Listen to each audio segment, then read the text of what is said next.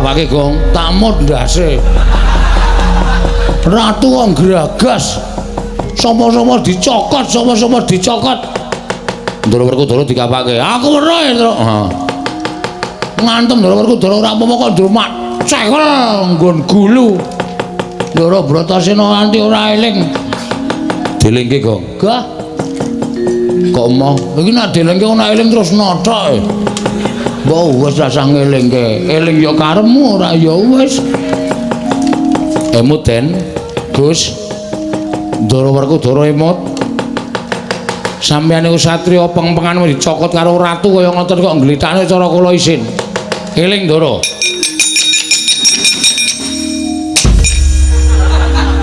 kok kowe bener Bagong bagaimana ngaku sapal wong perang iki malah dielingke kaget terus sing nang ngarepe kowe terus brek ngono lho aku wis sapal aku ha iya aku mulane ra seneng karo Ndara Werkudara Bagong kowe iki nek omong mbok sing apik aku setuju karo bapak aku mbantu sepenuh hati Pak aku tok kon ngopo aku manut ya iki kaman wedang eling ngetokke engko sithik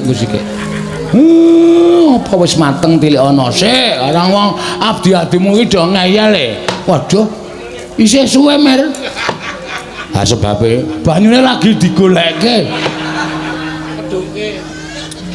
apa asat ajange ora ning dadane Semar ning dadane Bagong wah jenenge Bagong waduh aku mas ngaku Antasena Bagong ya Antasena ngopo to mbah ya santai ora wah Antasena dapure kaya dingklek rupa kok kaya dingklek ya Tru bola-bali dilingguhi nek ora masalah aku tetep gelem kaya dingklek ya kaya ngapa dirungokke heeh engko ora saya adem ha iya sangat anggen kawula mindadosaken jimat paripe sinuwun Karasena kula ngaturaken bekti kula konjo nggih sinuwun iya Bagong pangestuku tampanono lho nggih sangat anggen kawula mindadosaken jimat paripe sinuwun Baladewa bekti kula konjo ya Bagong tak tampa pangestuku tampanono lho nggih sangat anggen kawula mindadosaken jimat Ndara Werkudara bekti kula nggih Den ya Bagong tak tampa pangestuku tampanono Ndara Janaka bekti kula ya Bagong ndak tampa pangestuku tampanono bektiku katur ya Reng oh iya tak tampa pangestuku tampanono Truk bektiku katur ya Dik Bagong pangestuku tampanono Bapak Semar kula ngaturaken bekti kula kunjuk iya lha kok beda karo adat sabene kowe ngaturke bekti karo bapak gawe gedene atiku Bagong pangestuku tampanono mugi-mugi saged andadosaken jimat paripe Bapak Semar iya dipun prayagaken anggenipun lenggah Pak iya Bagong kaya wis ora kurang kepenak kowe ya semono uga prayogakno anggonmu lungguh nggih ngestakaken dawuh niki wedange metu jam pinten Pak mergi niki sing rawuh priyagung nek mboten dipun paringi unjukan mengke dirasani dikira Semar niku wong sekeng wong ora duwe ming nyuga wedange kok ora kuat ya wis mengko tak nehi sasmita nek kowe arep ngladeni bendara-bendaramu nggih ngestakaken dawuh Bapak sinuwun enten apa rawuh wonten ing Karang Kadempel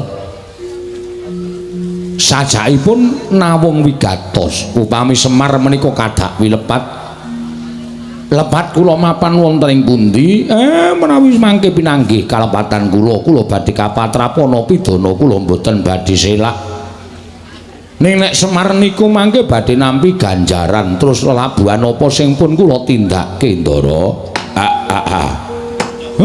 kula ingkang ngabdi pun Semar nyadong dawuh Den Kakang Semar kula wonten dawuh ingkang sepisan praptaning para Pandhawa tetinju kelawan kananing Kakang Nayantaka. Ternyatane Kakang Semar kuwi mujudake satunggiling pamomonging para Pandhawa. Darma Kusuma lan sakadang kadhian rumangsa lamun ora dimong dening Kyai Semar lan ora entuk pengayomaning Kyai Nayantaka, tangeh para Pandhawa bisa mukti ngawibawa kaya ingkang lumaku saiki. Mula besok kapan para Pandhawa bisa ngaturake piwales kelawan kabecikaning Kyai Semar, kejaba mung tansah nggatekake marang kananing Kyai Semar sak kulawarga lan sak para kawula padukuhan Karang Kadempel ingkang sayekti gedhe darmanitu meraping para Pandhawa. Kakang Semar, Kakang Nayantaka, praptaning Natandrawati ana ing Karang Kadempel. Aja gelo rasamu, aja lara atimu. Sayekti nalika semana kaprapting negara Ngamarta, para Pandhawa wis tata-tata bakal budal lumarepun ing Karang Kadempel. Mula tumuli Natandrawati ndherekake kelawan jengkaring Kyai Prabu Darma Kusuma sowan ana ing Karang Kadempel. Kejaba saka kuwi, Kakang, ngemuti lamun Natandrawati ora ketang sithik tau tate nampa pangudanging Kyai Nayantaka. Aku tau mbok mong ora ketang ngamung sedhela. Nanging tumrap Kresna kuwi mujudake sawijining dharma. Darmane Kyai Semar minangka pamong ingkang momong lawan Natandrawati. Mula ora aneh lamun tumuli panjenengan ingsun nderekake lawan jengaring Kyai Prabu Darma Kusuma sowan nang Karang Kadempel. Kakang Semar, semono uga praptaning Baladewa iki nderekake marang Kyai Prabu Darma Kusuma ingkang sayekti sowan nang Karang Kadempel. Mula jroning pendhapa padukan iki mengko bakal ngrembug perkara apa, Baladewa kepengin mirengake marang sabdaning Kyai Prabu Darma Kusuma. Yen mengko apa ngrembug ana ing jroning padukan Karang Kadempel iki lereke marang kabecikan, Baladewa ora bakal wisuh lumuh ngentasi perkara. Ning mesti bakal melu cawe-cawe sarta melu andombani marang lekasing Kyai Prabu Darma Kusuma, Kyai Nayantaka. Matur nuwun, Den, matur nuwun. Kula niku gumun wonten swasana ingkang kaya ngeten, jagat niki wis kentekan wong apik, donya niki wis kentekan wong becik. Saapik-apike wong mesti kesasapan watak ala niku wis dumadi enten Janaloka. Mula kula ngaturke panuwun ngersaning Gusti dene speranganing tiyang ingkang gesang wonten ing jagat menika ingkang sedaya kula kinten sampun kesasapan watak angkara budi candala. Lah kok isih ana satriya sing penggalihe kaya pepunden kula Pandhawa, kok isih eneng satriya ingkang penggalihe kaya ndara-ndara kula Pandhawa, satriya ingkang ateteken ati suci pepayung budi rahayu. Monggo racak-racake wong kaya panjenengan menika angel ditemoni lho, Gus, angel. Wong sing ora eling karo nalika wiwitane niku angel ditemoni. Adan saben sing pun lumaku teng donya niku ora krasa awal mula bukane kepiye, ning bareng wis kepenak lali karo awal mula bukane, lali karo wong-wong sing padha nyengkuyung marang kepenake wong wau. Ning sampeyan boten, sampeyan pun dadi Nalindra, pun kekucah Brana Picis, sampeyan pun dadi ratu wis kedunungan derajat pangkat.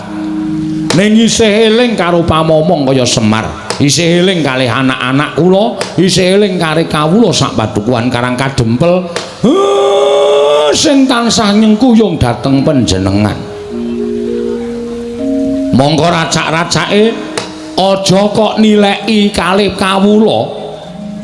Nayaka praja tiang-tiang sing kedunungan derajat pangkat sing dedunungan bondo donya niku aja kok tilik karo para kawula, nileki karo kawula piye ta uripmu, piye ta kahananmu. Selagine peparing wae sing kudune diparingke kabeh mesti diketok-ketok, ora diparingke karo kawula. Sing kudune diparingke wutuh diketok separo, sing separo wenehke kawula, sing separo nggo mblendhukke wetenge dhewe. Niku kaya ngoten niku racak-racake sakniki sing dumadi. Ning nek Pandhawa kula kok mboten. Nah niki lho, sing marayati kula kelara-lara. Kula niki meng kawula. Lah kok dadi pepundhen-pundhen Klumpul Pandhawa tasih emut dhateng Semar. Matur sembah nuwun Ndara. Matur sembah sewu panuwun ingkang tanpa pepindhan. Mugi-mugi kabecikaning Pandhawa tumular dhateng sak kiwa tengenipun wekasan ewoning wong sing watake angkara ketukulan menungsa siji sing watake becik wekasan bakal tumular dadi loro dadi 10 dadi 100 dadi 1000 ingkang wekasanipun tiyang sak jagat menika pambeganipun becik sedaya rak ngaten to Den. Iya Kakang Semar bener apa ingkang dadi ngendikamu muga-muga pengendikaning Kakang Nayantaka bisa numusi Kakang Nayantaka. Nggih matur sembah nuwun tanpa pepindhan. Salajengipun kula nyuwun dawuh. Sasampunipun Ndara kula Pandhawa menika kepareng rawuh wonten ing Karang Kadempel, Semar sak kulawarga sehat walafiat. Mboten manggalan setunggal menapa tansah pinayungan dhateng panguwasaning Dat Kang Murwegat binerkahan juwana gesang ingkang sekeca. Terus napa wigatosipun ingkang sejatosipun Ndara? Kakang Semar supaya rada gamblang nggonku bakal matur marang panjenenganing Kakang Nayantaka apa mbok keparengake yen to aku rada maju nggonku sowan Kakang. Niku langkung prayoga Ndara. Monggo Purbawasesa wonten asta panjenengan Ndara kula Puntadewa. Handra ingkang Puspita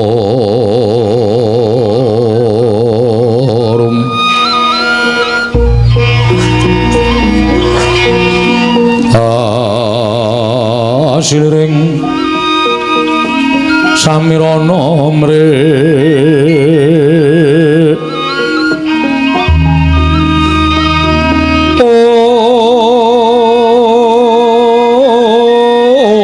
Om Sekar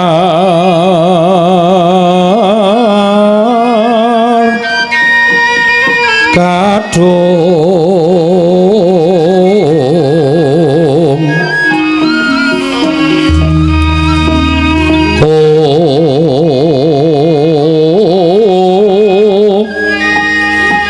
ngas gandanyo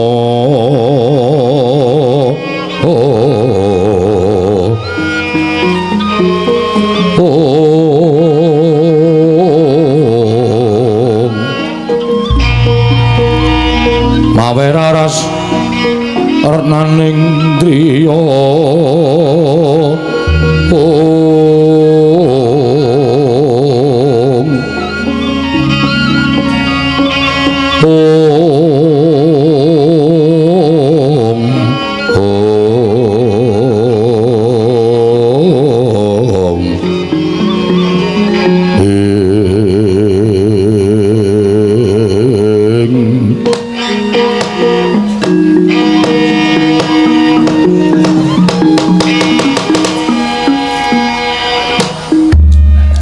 Kakang Semar Kakang Nayantaka tembang rawat-rawat nebi tombok bakul sinambi wara pawarta binandunging karna nganti tekan talinganing sun apa pancen kepara nyata Kakang Semar bakal duwe gawe ambangun desa Karang Kadempel.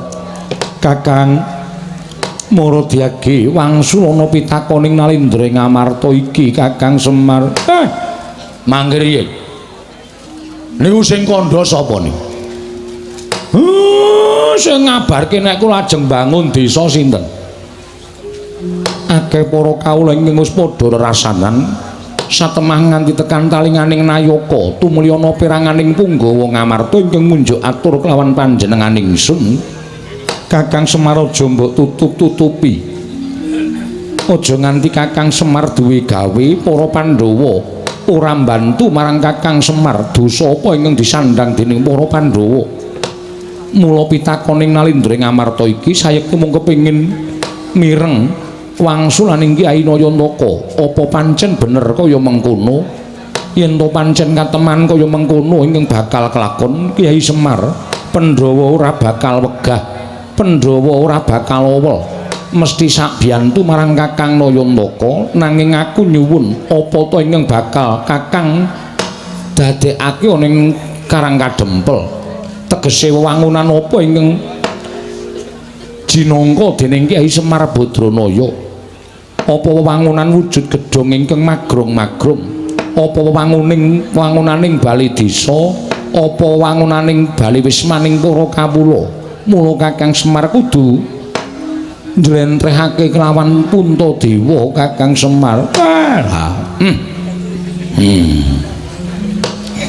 Sampeyan niku siji piyaine alus, angka loro jujur mboten nate tumindak ingkang mboten sakmestinipun, katiganipun mboten aneh. Wong jujur, wong ikhlas, wong sabar, wong ora nate tumindak dosa menika mesti diparingi keluwihan karo sing gawe jagat. Buktine Semar durung wara-wara teng pundi-pundi nek kula ajeng bangun desa. Lah kok sinuwun ngamarta pun prisa niki nek mboten pepethinganing titah pitataning jalma unusaning menungsa menika mboten badhe kelampahan. Yen to pancen mengkono bener apa ingkang dadi ngendikaku Kyai Semar bakal mbangun desa. Nggih, leres.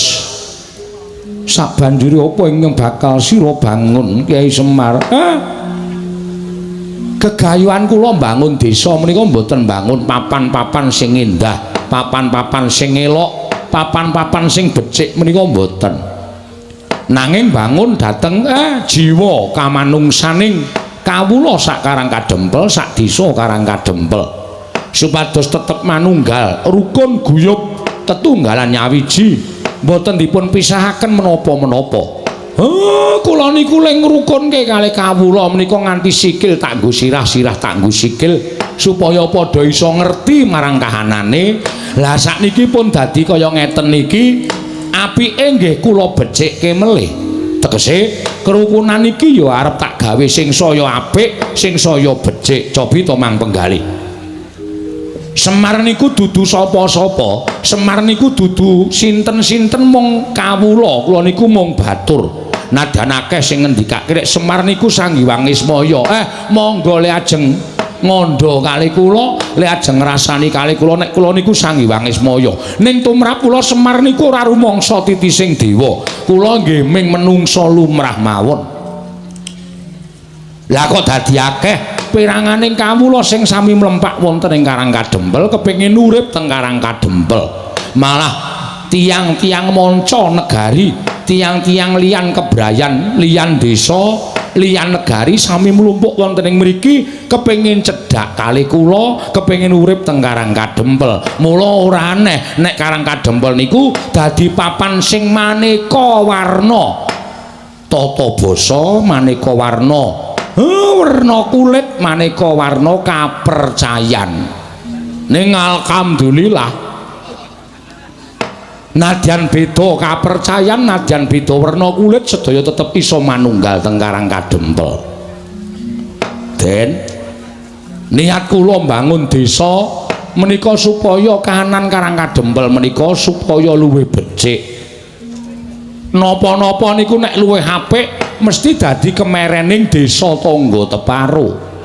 Napa-napa niku apike diwiwiti saka sing cilik, ora ujug-ujug gedhe. Nek ujug-ujug gedhe mengke nek kimpes mbebayani. Iya, Kyai Semar. Napa-napa ku nek kepengin dhuwur nggih kudu liwat undak-undakan. Utawa mbaka siji wekasan tekan dhuwur. Ning nek tekan dhuwur mak clingkrik niku biasane le tiba gampang. Iya. Napa sing arep kepengin gedhe niku saka sing cilik dhisik merga iso ngrakasake rekasane nalika cilik. Mengko nek wis gedhe dadi srana pengati-ati nggone urip ana ing alam padang. Kaya desa Karangkadempel niki.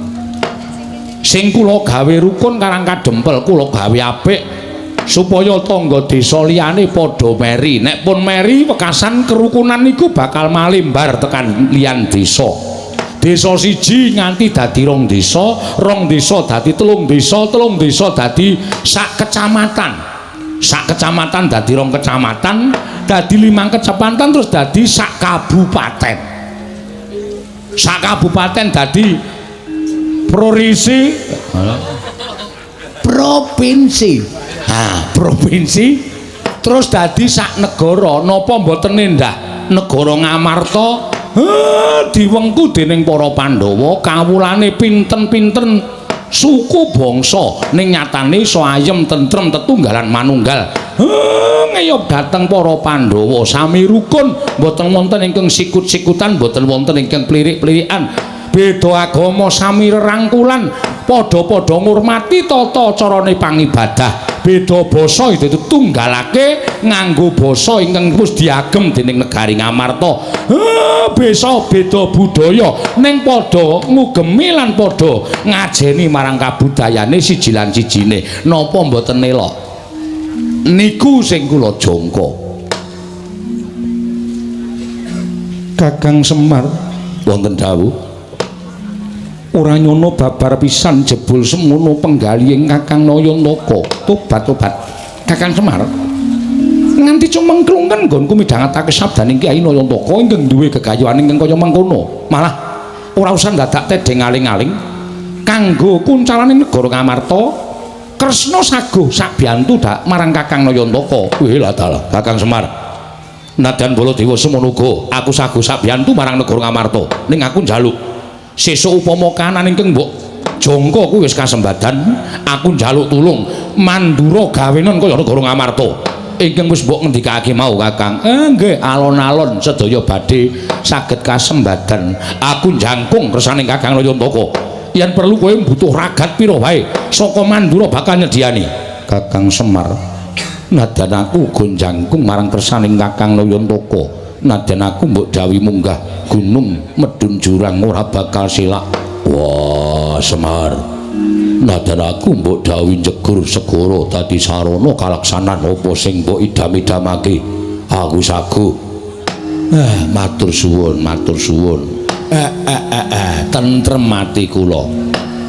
Wah kaya bapak iki nek semene digayuhan kaya ndara-ndara kaya krasa ya tur kabeh mendukung ayo kuwi lho apike. Ha ta terus? Ha iya. Wis lororan apa terus wis. Jak omong ora nyaut-nyaut ora. Nyambut gawe sing apik ora lororan ora. Ha iya. Gumun aku ya gumun kok ora. Kowe iki meng anu jenenge ngegongi ora aku ya gumun. Pendak-pendak bapak duwe gegayuhan kok mesti ndara-ndara kuwi gruduk rawuh kabeh. Kakang Semar aku saguh mendanai apa sing dadi karepe Kakang Nayantaka. Wah, Ndara Janaka ya Kakang Semar aku tok dawuh apa wae nderek. Ndara Werkudara ya Kakang Semar aku tok kon jegur segara aku ya manut. Kok Ndara Werkudara ki ora tau adus wae. Ora tau waduh aram jegur segara iki maksude golek syarat srana ka bapak supaya iso kelakon penjangane sing apa sing digayuhane bapak sing dikendikake mau iso kasembadan. Bapak nek muni ngono kuwi wo itu dadi geni. Apa iya? Heeh. Wah, rasa nggawa rek. Tegese itu dadi geni iki apa sing dingendikake dadi kasunyatan. Mula deloken nadyan ki nalindra. Oh, piye? Apa ora gleleng Pak? Sing perlu tok jejeke kahanane nggon aku Pak. Nggonamu ngopo? Wis nggon aku ki perangkate jan ora sip. Entuk bantuan watu 4 truk ya mung disokke 2 truk nggo kawula. Ngono lho. Dadi potongi ngarepe piye? Kan iki dienggo apa jenenge? Kebahagiaaning para kawula. Nek kebahagiaan kok diketak-ketok lek arep bahagia sok kapan kawulane? Iku kudu tak urus, Pak. Wong-wong sing kaya ngono kudu disingkirake. Sabar didandani. Dandani ra iso dope ilang. Kok padake ban wae. Dope ilang. Mula kudu dibenerke. Arep apik ki nayakane ya kudu apik, perangkate ya kudu apik. Perangkate ora apik percuma. Sopo kuwi? Mbok aku ora kenal. Apa kowe ora ngerti rawani nyebutke jenenge? Aku ora arep ndumuk sapa-sapa, ning perlu tok cek. Iya. Cek bilang tut tung tung. Bagong, kowe iki nek omong mbok sing apik. Aku setuju karo Bapak. Aku mbantu sepenuh hati, Pak. Aku tok kon ngopo aku manut. Ya. Iki kaman wedang eling ngetokke. Engko sithik, engko sithik. Apa wis mateng tilik ana sik. Arang wong abdi-abdimu iki do ngeyel e. Waduh. Isih suwe mer. Ha sebabe banyune lagi digolekke. Apa asat e? Sumur asat iki banyu lagi digolekke. Sabar nggih Ndara. Bagong ora dadi ngopo? Bagong ora dadi ngopo wis to? Ora usah repot-repot. Bagong ora usah dadi ngopo? Ora usah repot-repot Bagong. Aku wis sangu bioglas. Wah, gaya. Minuman kesehatan. Ndara-ndara iki ora mung cukup wedang putih tok ning bioglas. Engko darane tawa lho terus ya ora apa-apa. Ngoten, pun dilanjutke. Terus kula sakniki nggih mengajeng nyuwun priksa dhateng panjenengan. Kula mboten njaluk napa-napa. Kula mboten kepengin sampeyan niku ngetokke Prabeya. Merga gegayuhan kula menika mboten wonten sambung rapete karo Prabeya. Menyaketi penggaling para kawula, nyaketi atining para kawula supaya isa gumregah sengkut gumregut mbangun Karang Kadempel. Iya Kyai Semar. Ning kene Kundara.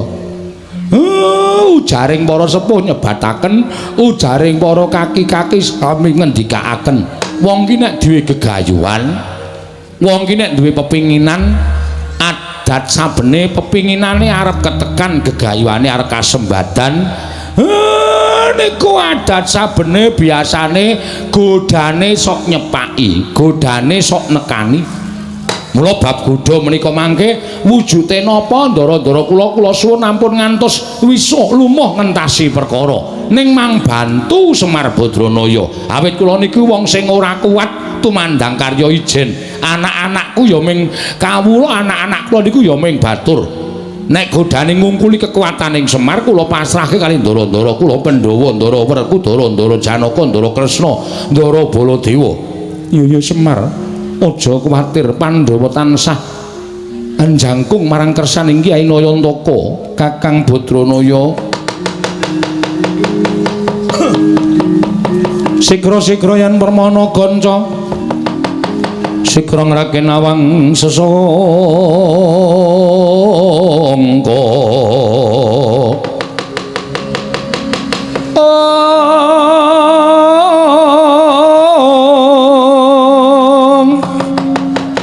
Nalindra mbak marwa sing sang katriku mulung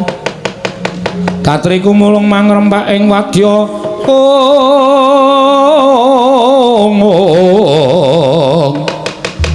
kurda kurore kakiri-kiri ro nanggono magawe gelari wang-wang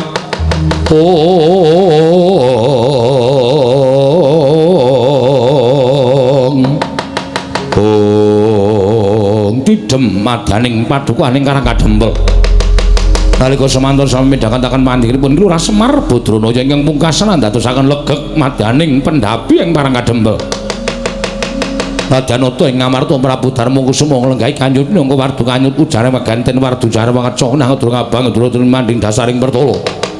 Kasaru geger njaba piyak ngarsa tangeping mriko seban punamu apa to kang dadi darunane? Ora ana macan mrokorake gajah medha saka wandilan. Kejawi wonten satunggiling nalindra gagah pideksa ingkang wantun miyak setinggil madaning pendhapi ing padukuhan. Minggah madaning pendhapi galea-galea nganti kaya barung nganti nanggap mangrombang para kawula iki kanca pihak-pihak ana daya minggih njaluk dalan. Bawita denceng-dencengan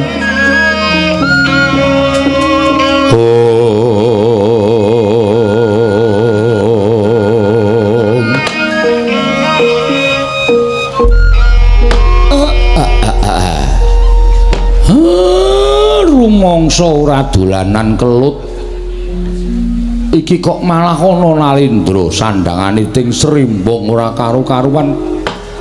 Sajake Ratu Sugih iki sapa? Bagong iki kancamu apa? Kok kaya Jumina ta iki? Sing sok nang omahmu ae apa? Heeh, udu. Kae sandangane Tin Srimbong ning suwek-suwek. Iki udu. Oh ya ora tepung aku, Pak. Nuwun sewu sinuwun. Sampun kula tumambuh yekti saweg sepisan menika kula wanuh. Panjenengan menika Nalindra saking pundi? Sinten jejulukipun? Kula nyadong dawuh. Wonten apa kok rawuh enten sudung kula namung gubuk alit kados mekaten menika. Oh, jagat Dewa Bathara. Ya jagat pangestu Nggara. Kusik sadurunge kowe takon karo aku lan tak wangsuli apa kang dadi pitakonmu. Apa pancen kepara nyata kowe ingkang aran Semar? Mboten wonten kalih, kula menika Semar Badranaya Duda Manangunung Bojogati Jurudyah Punta Prasanta. Kathah ingkang nyebat kula menika ya Ismaya. Wah, wah tobat. Monggo ingkang gumana musik ana ing atiku, kabeh wong sak negaraku padha ngandha, padha ngandhake Semar Badranaya. Kabeh jagat iki kan keberbeken marang asmaning Semar Badranaya. Ning lha kok jebul marang aku ketemu? Lho, laming wujuding kawula cilik. Mongko iki dudu wujud negara, dudu wujud kadipaten lan sak piturute. Iki mung bale wis maning kawula cilik. Wah, dalah jagat Dewa Bathara. Nganti kondangku ning negaraku wae kalah karo kondange Semar. Monggo Semar mapan ning Nusa Jawa, aku mapan ning tanah Sabrang. Nuwun sewu panjenengan menika Nalindra saking pundi? Tepung nggih. Yen kowe ketemu karo aku kuwi Nalindra saka negara ing Bata Sarimbak. Saking Bata Sarimbak. Yo. Aku Prabu Kenceng Waja. Kenceng Waja. Iya, dasar kepara nyata. Kenceng manis wae kenceng. Bagong aja sembrono. Kenceng kok jenenge kok le medeni to, Pak? Uga ning nyebutake aku Nalindra Prabu Panggulan Jagat. Nek cara nggone dhewe nek kabotan jeneng ngene iki sok gerang-gering. Iki kok malah teges wae. Sinuwun Prabu Panggulan Jagat saking Bata Sarimbak, dasar para nyata.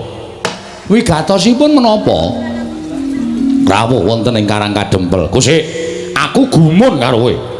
Gumunipun ing atase kowe iki Semar Drajating Batur. Lah kok iki akeh piyai-piyai sandangane ora panging sandangan cara Nalindra. Saora-orane cara satriya. Iki sapa Semar? Ingkang wonten wingking panjenengan menika Nalindra Ngamarta Prabu Puntadewa. Prabu Puntadewa? Inggih. Walah dalah edian. Prabu Puntadewa nganti rawuh ana ing Karang Kadempel. Ora kok Semare sing tekan negara Ngamarta, Puntadewane sing rawuh mrene. Kowe iki wong elok apa piye? Mboten, kula namung kawula lumrah kemawon. Ingkang wonten wingkingipun menika Nalindra Ndarawati Prabu Sri Bathara Kresna. Walah edan tenan. Prabu Sri Bathara Kresna ki wong sak negaraku wis padha tepung kabeh. Nalindra kang paningal sewu, dasare titis Sang Hyang Bathara Wisnu. Rawuh mrene ora kok kowe sowan mrono. Niku pun biasa. Edan kekuatan apa lho? Laming rupane kaya ngono kok ratu-ratu do tekan kene. Ingkang wingking menika Prabu Baladewa. Prabu Baladewa ratu saka negari Mandura. Walah dalek. Lha iku sing dhuwur Demak lho. Niki Ndara kula Ndara Werkudara. Sapa? Ndara Werkudara. Ndara Werkudara. Raden Werkudara Bratasena.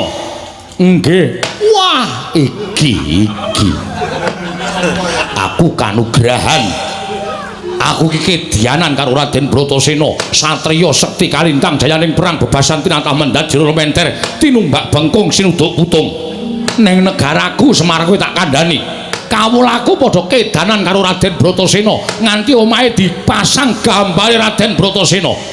Wah, mergo saka kondange Raden Bratasena saka nggone Digdaya kliwat saka ukuran manungsa lumrah. Mangke riyen to. Kawula sampeyan niku majang gambare ndara kula. Iya. Kok mboten majang gambar sampeyan? Monggo sampeyan niku sing dadi ratune kawula sampeyan kok gambar sampeyan mboten dipajang napa mboten lara ati? Lho, lara ati nggo ngopo? Aku mbutuhke kawulaku kuwi mbiyen dek nalika aku golek swara. Saiki aku wis dadi arep majang celeng ya sakarepe. Arep majang werkudara ya sakarepe. Sing penting suarane wis milih aku wis dadi ratu. Aku nyam kamukten. Aku dadi wong mukti kawibawa Cakrawati Mbau Dendha ana ing negara ing Batasari, Mbak. Kawulaku melet-melet ya mudhara. Iki termasuk nganu reng, termasuk apa pemain bal, Pak. Turu apa reng? Ayo mau ngelekke aku saiki gendhe kowe. Ler-lerane truk penak banget. Iya. Wah, edan-edan. Yo Semar, aku ngakoni yen kowe iki wong kondang. Aku ngakoni yen kowe iki wong pinter. Ora aneh mula sangganing para satriya-satriya, pepethinganing para satriya, mustikaning satriya padha sumuyut nungkul marang Semar Badranaya. Biya-biya. Ha nggih, sakniki kula tak nyuwun prisa. Sinuwun Prabu sinten wau Kenceng Waja. Kenceng Waja. Ya Prabu Panggulan Jagat. Nggih Prabu Panggulan Jagat menika rawuh mriki badhe menapa? Semar. Wonten dawuh. Aku kuwi sedih. Aku kuwi dadi nalindra ning negaraku, dina samengko negaraku kuwi lagi ketaman pagebluk. Negaraku kedekeman welaking Jawata. Kawulaku padha kasangsaya uripe ora kepenak. Tetanduran ora ana ingkang tukul. Lemah-lemah padha garing megingking. Mula ora aneh yen negaraku taman pagebluk akeh para kawula ing kekurangan sandang pangan bekasan landang lara, sore lara esuk mati, esuk lara sore ketiwasan. Wis akeh yang padha tekaning mati blasah kaya babatan pacing. Monggo aku dadi nalindraning para kawulaku. Aja nganti aku dirasani dening para kawulaku, mula aku mbudidaya ngupaya srana supaya negaraku entuk tamba bisa uncat saka pakebluk ing tumama. Nggih. Aku nglakoni tapa brata. Tapa brata nglakoni sare narite sesemek ron raja mula bebantal Batasari, Mbak. Aku entuk sasmitaning dewa. Sasmitaning dewa ingkang tak tampa negaraku bisa waluya nirmala temajati jati temah mulya.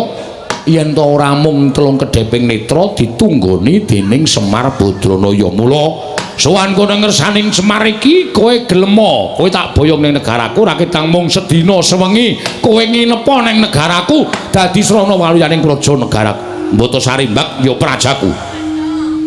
Mar, yen kowe kepengin njaluk pitukon apa, kowe tak boyong ning negaraku sedina wae. Kowe njaluk dibayar apa tak bayar? Pirang miliar, pirang triliun tak bayar Kenceng, ora-orane nek tak cicil tak bayar. Apa kowe njaluk omah? Kowe budal ning negaraku, omahmu iki tak bongkar, tak bangun. Sak kedheping netra kowe wis duwe kraton ing Magrong. Apa kowe njaluk sandangan sing apik? Ya. Jarikmu wis ora wangun dienggo. Ganti jarik sing Pradamas. Aja men suwengan lombok abang, suweng inten sak kurungan jago nek ora kewer-kewer kupingmu. Ning tak sembadani. Nggih. Apa kowe njaluk kalung kesehatan? Mesti bakal tak paringi supaya uripmu tambah dawa, watuk-watuk ilang, sesek ora bakal tumama, panuh kadas kurap ilang kabeh. Kita iki ratu bekas bakul obat kita iki.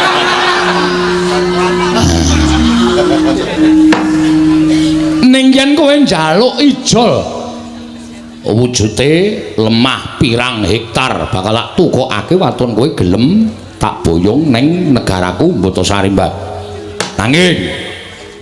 Nanging yen kowe ora gelem tak boyong ning negaraku ing Batasari, Mbak, kowe tak ijoli dhuwit ora gelem, tak ijoli sandangan ora gelem, tak wenehi apa-apa ora gelem, tak gaweke omah ora gelem, kowe puguh ora gelem rawuh ning negara Botasarimbang tegese kowe bakal mentolo karo patine kawulaku yen nganti aku bali ning negaraku aku ora mboyong kalawan kowe bakal padha nyuraki karo aku disenggo aku ratu sing ora iso ngayomi marang para kawulaku mula tinimbang aku bali dadi sarta nglakoni sastra wirang aku dadi wong sing dicacat dicedha dening para kawulaku luwih becik aku ngluda paripeksa lawan kowe aku ngluda paripeksa lawan kowe kowe tak alus ora kena yen perlu tak kasar yen kowe ora gelem tak boyong ana ing negaraku tinimbang aku ning negaraku mung dicacat dening para kawulaku mati ning kene tak lakoni negaramu utawa Karang Kadempel tak bumi angus legane atiku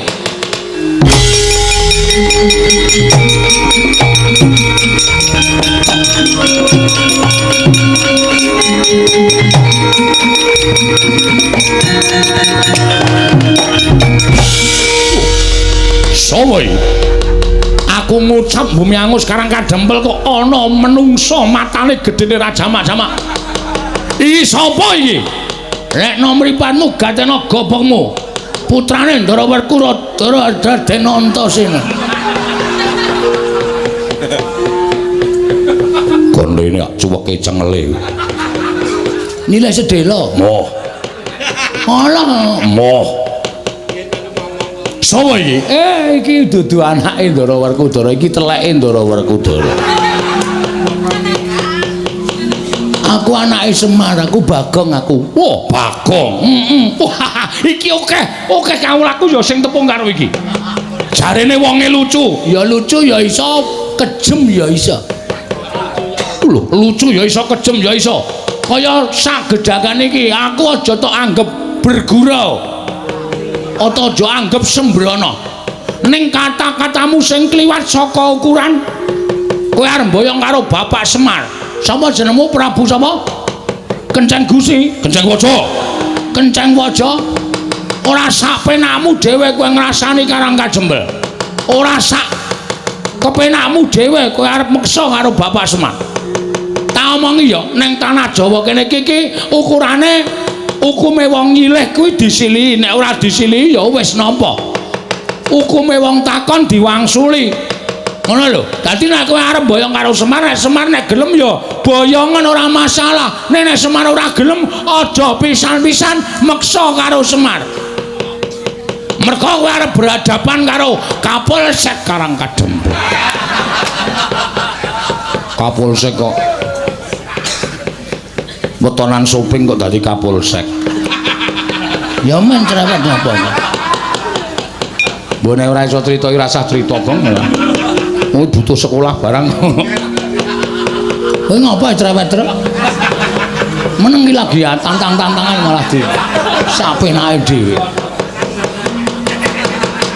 yen ngono kowe sing dadi palange Prabu Panggulan Jagat bakal boyong Semar arta boyong-boyongan ora masalah arta kapak-kapake nek Semar gelem ki terserah kowe wong dasare aku ya wis jelen duwe Bapak Semar ning ora usah ngucap arep bumi angus Karang Kadempel ki bumi kelahiran kowe Mas Karang Kadempel ki tanah kelahiranku aku lahir neng Karang Kadempel mula aku ki jejer putra bumi sing wajib belani Karang Kadempel sing wajib aku iso njaga Karang Kadempel nek ana wong sing arep ngosasik Karang Kadempel arep gawe geger Karang Kadempel ajange ora ning dadane Semar ning dadane Bagong wah jenenge Bagong waduh aku mas ngaku Antasena Bagong ya Antasena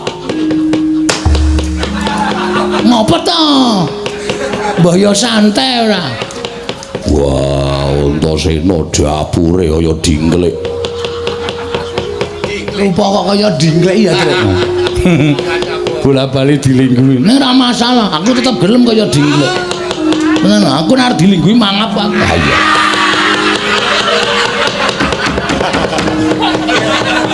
mangap dadi kowe sing dadi palange Prabu Panggulan Jagat dasar kepara nyata arep nang kene iki akeh satriya akeh Nalendra ning kowe ora usah kuwatir kowe adepane karo aku nek diwangi para Nalendra aku ora gelem katentreman kabagian kanikmatan ning kawula Karang Kadempel do mapan ning Karang Kadempel kanthi tentrem kuwi nang pundhake Panakawan Bagong. Dadi kowe rasa kuwatir, aja wedi kowe nyawang karo satriya-satriya iki tamu kabeh. Nek umpamane iki dadi gelut antaraning kowe karo aku, sing nandangi ya meng aku. Waladal. Cengengesan. Kandhane malah mangan apa gumoh-gumoh. Lho, aku ki guyu ora gumoh. Ayo, kowe rasa kokean gunung tanpa guna. Nek kowe arep gawe geger Karang Kadempel, Bagong sing ora trima. Weh, ladal. Yen ngono kowe wani karo aku, sing tak wedeni apamu? Wah, yen ngono nang endi papane wong neter ganti dayan. Kaya apa aku sing bakal tekani mati, kowe mati aku mboyong Semar. Aku mati, Semar lestari mapane ning Karang Kadempel. Weh, lah kaya ngono ucapmu kowe, ha? Ora ngerti Bagong nek wis nesu tenan. Wis tok antepi kowe nandhang karo Bagong.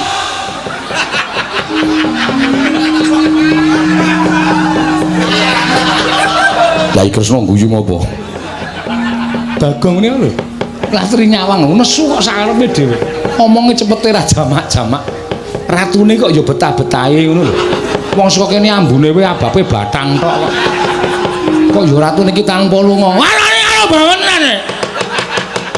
Arwani karo Panakawan Bagong. Aku wis ngentekke raja kaya kowe iki 6 akhir-akhir iki. Hah? Modar kabeh mungsuh Bagong. Dadi nek kowe arep kurang ajar karo Bagong, oh, ketiban sikile Ndara Werkudara ora mati derajat modar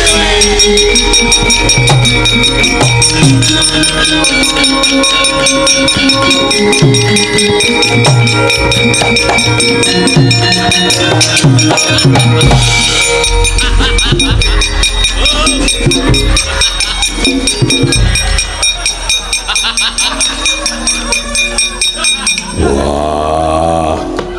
Ora ana centelane apa? Ora ana iki ora tak gawe ning tenanan lho.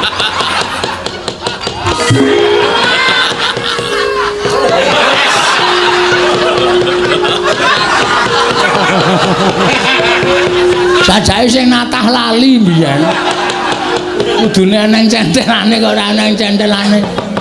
Wah, Bagong gawe kaget. Gawe kaget pripun? Kowe muni tiban sikile Werkudara. Wah, jangka tendang wonge. Werkudara. Lah kok dadi kowe melu-melu perkara iki? Werkudara, lah kok dadi kowe melu-melu perkara iki? Aku krungu Bagong muni ketiban sikile Werkudara, pecah sirahmu. Kaya wong kaget aku terus jangkah. Sirahe ratu mau terus tak tendang. Wah, dudu salahku, salahe Bagong. Weh, kok sik, kok salahku ngopo? Wong aku ora ngopo-ngopo kok. Aku rakon. Kula mboten dauk, kula mboten akon sampean, kula mung muni ketiban sikile Ndara Werkudara, pecah sirahmu. Aku terus jangka. Sing muni akon sapa? Aku ora mung ngomong to. Sampean niku sing kagetan. Wah, edan. Ora edan iki tenan. Ora ana wong dawuh kejaba aku, "Ndara, niki mang tendang." Iku kalimat perintah. Berarti sampean kula kon. Nek kula muni ketiban sikile Ndara Werkudara, apa ana kalimat perintahe? Ora ana to? Wah, ampun rika ditandangi. Sing nantang ki kowe, sing nendang sapa? Sing nendang daramu Werkudara, sing nendang tanggung jawab. Aku amen padu. Ora ngopo-ngopo. Pripun Den? Wah, celeng. Kapusan karo Bagong. Lah wong niku kudu nganggo pikiran, kudu nganggo. Niku lek medantan sing apik ora iso. Wis ben nang kene wae.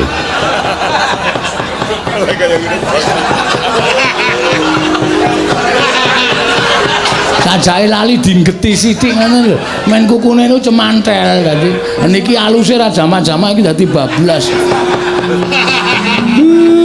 Iya. Menika ditandangi. Wah, edan. Ora edan tanggung jawab kok edan piye? Sing nendang sampean kok. Masa sing nendang sampean sing temandang kula ya geseh. Wong kula niku mung nantangke kok. Kula mung mangsuli omongane ratu. Kowe mau nganggo tembung kaya ngono mau, tumrap aku kuwi didhawuhi. Anak kula niku ratu napa-napa.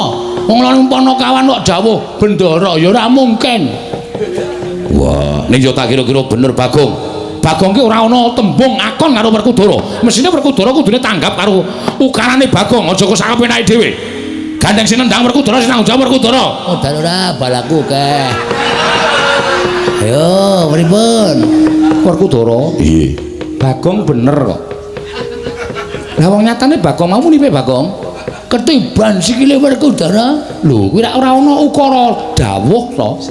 Ora ana ukara nyuwun tulung, ora ana ukara sing Bagong kuwi akon karo Werkudara. Ya mung kowe iki sing lagi kaget. Wah, leran. Bocah nular kok, Reng. Mau aku kowe terus saiki ndoro Werkudara. Nggih terus ndoro Janaka. Oh, apa Bagong truk edan ora. Ampun sare. Ora beda. Lah kok gagap-gagap to. Mak tratap aku. Werkudara nek ora iso nglampungi tegese Siadi. Iso miwiti ning ora iso ngrampungi, iso nggelar ora iso nggulung. Aku moh yen to duwe kadang iso miwiti ning ora iso ngrampungi tegese ora tanggung jawab. Wah, edan.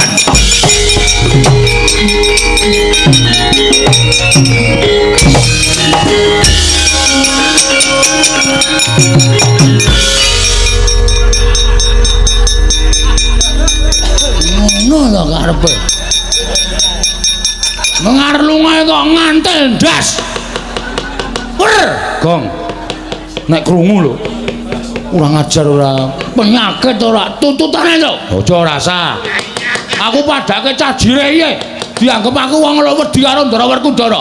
Tua-tua Bagong, ame mlayu kok ngantel sirah. Iki perkarane ratu ora karo Werkudara. Ning saiki diganti Werkudara karo Bagong. Gong, ora saidan kok. Ora tututi. Gong ora saidan, ora sah. Gong ora sah. Merasa di sana ora sah to. Sabar. Karo Bendoro kok semen ana. Aman ta, Tru? Mangkel aku. Gugu karepe dhewe. Aja tak pisah, lara dikeplan Ndara Werkudara. Ha kowe ya gawe masalah. Kowe gawe masalah apa? Aku ya Tru. Ben ora. Ora tok penging. Mbok doyak kono rawani. Ora wani kok dadak. Mau tak tutupi iki ya mung kanggo akting kaya mudhara kono ora. Bagong mesti ora pisan ora pindho mesti gawe rame. Ora ana aku ditakoke. Aku ki gawe rame ki gawe seneng kok, Pak. Mong gawe seneng atine wong ki ngibadah. Ah iya. Bener. Sinuwun kula wis matur to. Gegayuane wis arep lakon, pacobane ya cemepak. Iya Kyai Semar, sak banjure kula nyuwun Ndara Baladewa, sinuwun Ndarawati, kula aturi ngawat-awati tindahipun Ndara Werkudara. Mergi saking paningal kula niki godha niku mboten baen-baen. Iya Kyai Semar, yen to ngono aku nyuwun pamit metu njaba. Iya Semar aku njaluk pamit metu njaba. Aku ya tak metu njaba wae, Pak. Iya. Kancane lek do metu njaba. Iya.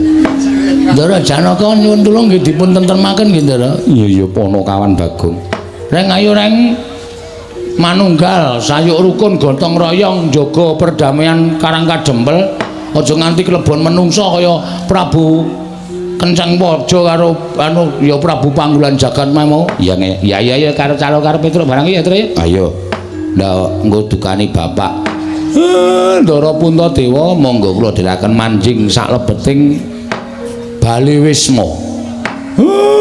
Dipun icipi napa sing pun dimasake kalih kanastren. Iya Kyai Semar. Ngestoke dawuh sak wontenipun lho Ndara. Daharanipun boten kados teng kraton. Iya, Kyai Semar ora dadi ngopo. Bagong tilik ana mbokmu wis rampung urung tak kembul dahar karo ndaraku. Siap.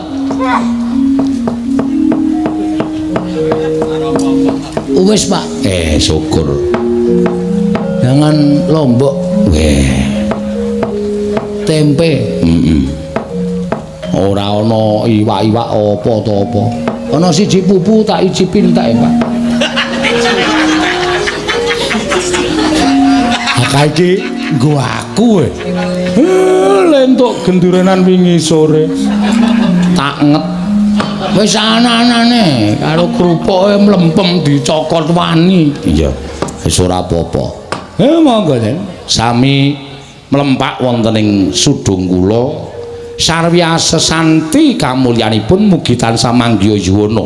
Iya. Lumembak penyukan kumambang dosang Wisnu Bathara.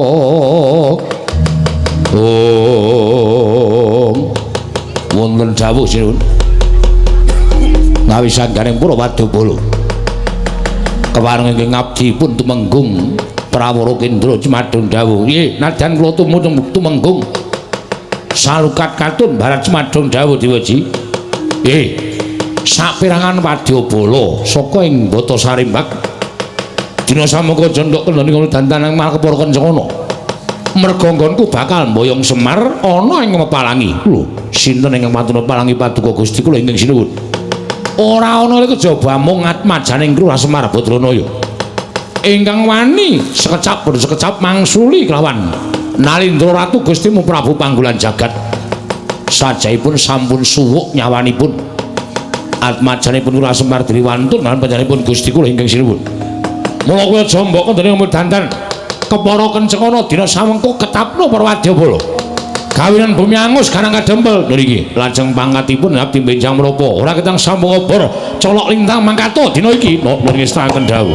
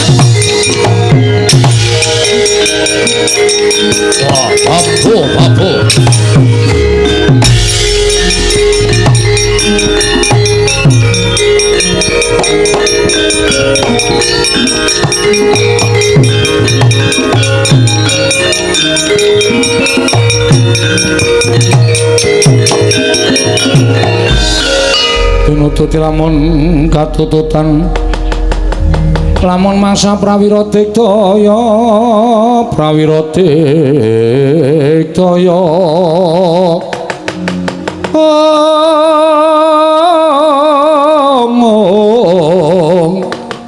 ora ngono magawe kelari rawang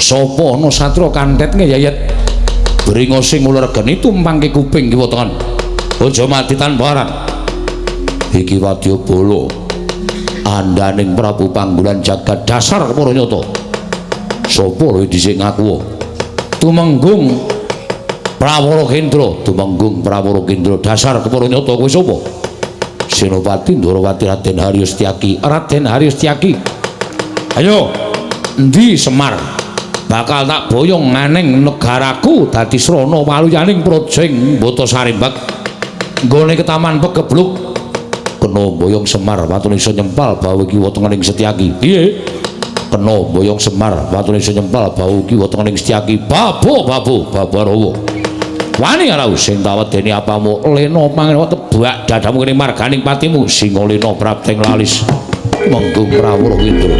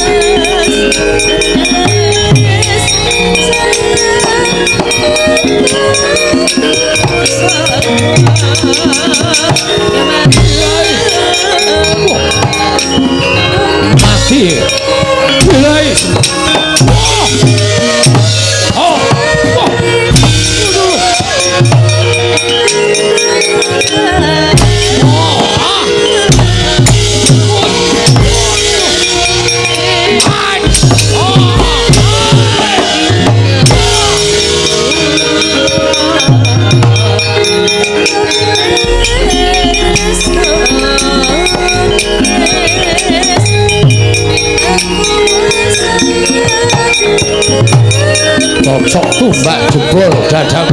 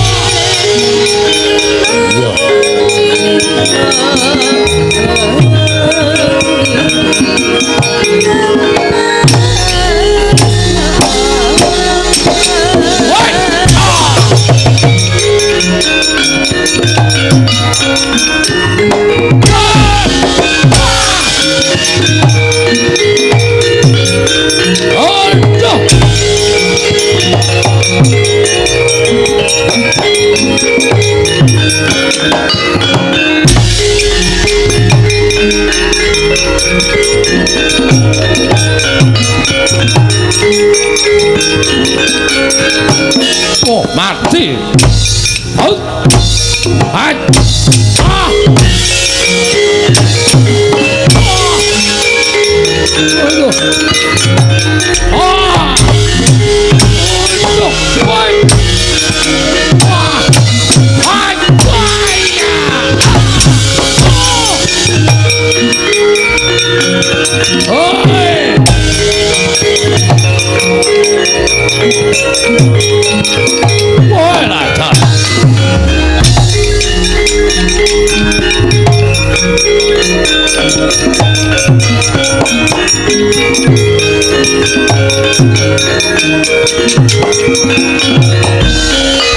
manus maning jajalanet sukertaning bawana iblis lanat wae lah. Lah kok dadi bubar mawut prajuritku ora iso dikukup. Mungsu wong karang kadempel mongko mung kawulalit. Ning pancen diwangi karo satriya sing dimong karo Semar Badranaya. Apa mbok anggap aku wong loro saudon telu saurban? Iki Prabu Panggulan Jagat, ayo aja maju, mbok siji maju bareng ngono leganing atiku.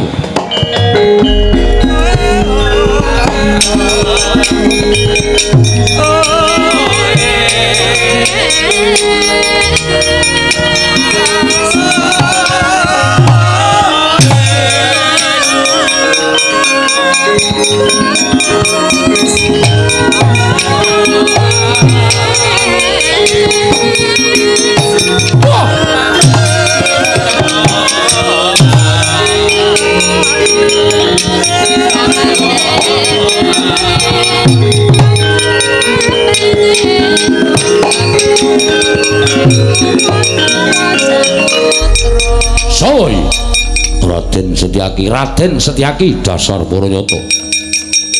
Kowe Prabu Panggulan Jagat yo. Ayo Ndi Semar, tak boyongne marang negaraku. Dadi sarana waliyaning projeng Mbata Sarimbak. Iso boyong Semar Badranaya. Lamun iso nglangkahi kuwandaning Setyaki piye? Iso nglangkahi kuwandaning Setyaki. Sumuk nyawamu pengen meruput tinjo kayuwanganing Bathara Yamadipati. Kowe pengen mati mungsuh Prabu Panggulan Jagat kelakon penjagamu. Ora usah kuken pepanggal. Kene Panggali Pati walat.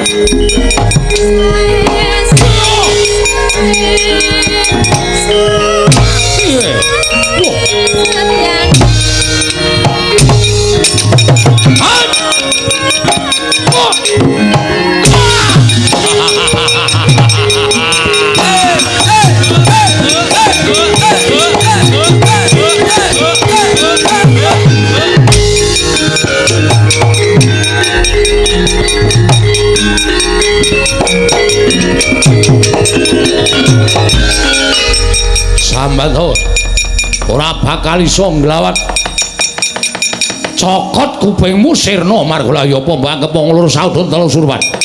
Ayo iki Prabu Panggulan Jagat Nalendra negaraku tanpa tanding ming diapurmu iku arep menang karo aku sing toko gaman apa?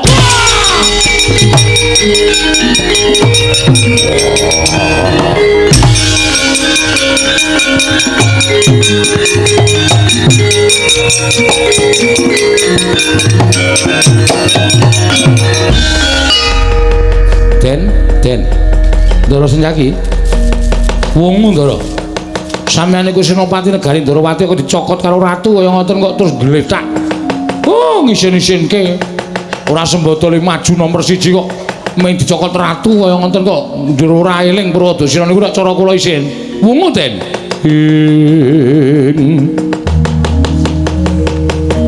Setyaki tinunun kadanira wirang tumantang Setyaniku karwanira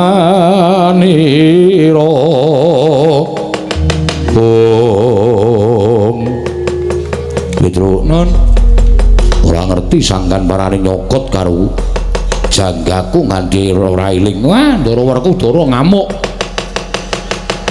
Lagi sumbar-sumbar sing kadohan crurut jelek dinjleki sirahe. Ratune mau nggih mati apa ora? Mboten ngerti wong. Waduh mati aku. Ndarawerku Dara mlayu mriko nututi. Ora pati nduga mono. Yen baru dikruput tak kruputi karo Kakang Mas Yudipati. Pun monggo mawon watone karang kadempel tentrem ajeng cara pripun mawon kula ndek terus. Yo terus.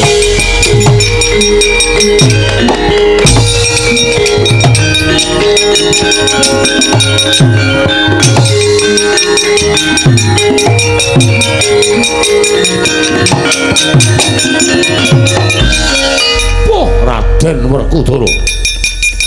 Sing mau tak takokke karo Semar Badranaya, dasar Paranyata. Prabu Panggulan Jagat piye? Kowe ora usah dadak melu-melu perkara iki. Ayo semingkira. Kowe aja bakal mboyong karo Semar. Semar wis kandha ora bakal sagu mbok boyong marang negaramu. Kowe semingkira piye? Semingkir. Semingkir? Yo. Aku gelem semingkir. watone Sambaya karo Semar Badrana. Sapa sing ngalang-alangi sedyaning Prabu Panggolan Jagat aja kok jamak lumrahing menungso. Dewa mudhun wae aku ora bakal mundur sejangka.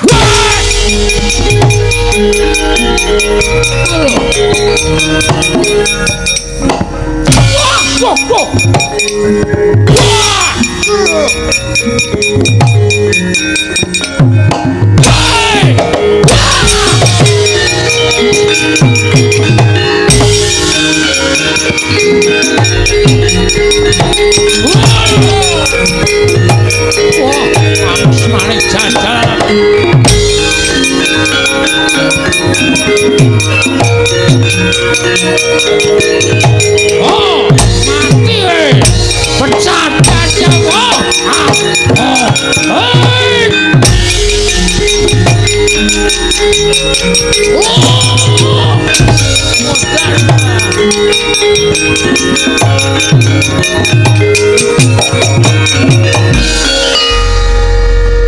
Apake Gong tamut ndase ratu wong gragas sapa-sapa dicokot sapa-sapa dicokot Ndara Werkudara dikapake aku weruh to ngantem Ndara Werkudara ora apa-apa kok ndrumak cekel nggon gulu Ndara Bratasena nganti ora eling dilingke Gong gah kok mau iki nek dilingke ora eling terus nothok Mbok wis rasah ngelingke, eling ya karepmu ora ya wis.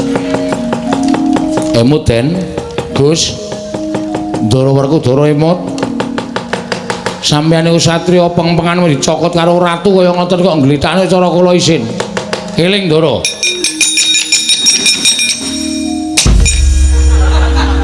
Kok kowe? Bener Bagong. Bagaimana? Oh, ngaku wis apal. Wong perang iki malah dielingke kaget terus sing nang ngarepe kowe terus prek ngono lho. Aku wis apal aku. Ha iya. Aku mulane ra seneng karo Ndara Werkudara. Sithik-sithik ngampleng, sithik-sithik ngampleng. Apa dhek iki terus wong top ngono apa piye? Terus aku dianggep mung wong kere, mung wong kawula meng abdi terus ndase nggo keplak-keplakan apa piye? Anggepe kok dume awake gedhe. Coba padha karo aku tantang mentah-mentah. Sapa? Werkudara. Upamane Werkudara ki, Ndara Werkudara padha karo kowe. Wah, wis tak sikat wingi-wingi. Amarga dhek iki gedhe, gagah perkosa. Aku nek menang saka ngendi? Kowe ngerti dhewe to mau nothok ndasku ning Padukan Karakadepel mau? Heeh. Sarta upama padha ngono dedeg piadeke padha. Ya ora padha dhek dhuwur sithik lah. Oh. Sikat wingi-wingi. Tak adus, Gong. Hah? Tak adus. Rak bar adus to kowe? Heeh, aku tak adus ning kali kok kaya penak banget. Menan asli wong padha niku rak antil wingi. Sayange kok gedhe kono.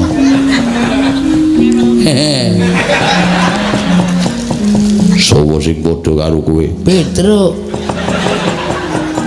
Petro kok aku? Petro. Mosok karo sampean kok wani ya ora mungkin. Wah, aku wis mau nang kene. Wis krungu kabeh. Wo. Ha, iya. Piye? Dirampungke saiki apa piye? Tak rampungke dhewe mawon. Pun mboten sadewangi pun bejo cilaka bungasa tak rampungane dhewe. Wah, Ponokawan edan. Karo Bendara arep wani. Sampeyan ya plak-plak kok kali kula. Sampeyan ora plak-plak tak lamun kula ngrasani elek. Mula sosok niku ora sok ndas-des. Sirah disembah anak bojone nang omahe nang ngene nggo keplak-keplakan. Tuwa kula karo sampeyan. Lho sak kepenake dhewe ora. Nek kuwalat piye? Aku ngerti cilikamu nang kowe ora ngerti cilik aku. Wah, ya wis. Ya wis piye? Aku mau nek terus-terusan nderekke sampean kok das-des. Moh ya wis rasah melu aku. Golek juragan liya. Ora apa-apa. Ora minggat to. Wis melu kowe wae lah. Iya Gong, ora mempan lekku Anu kono kemakon aku mah ditundung kon golek juragan liya. Wah, Prabu Panggulan Jagat aja nyokot karo Werkudara. Ayo adu tangkep ing bojo antahan bau.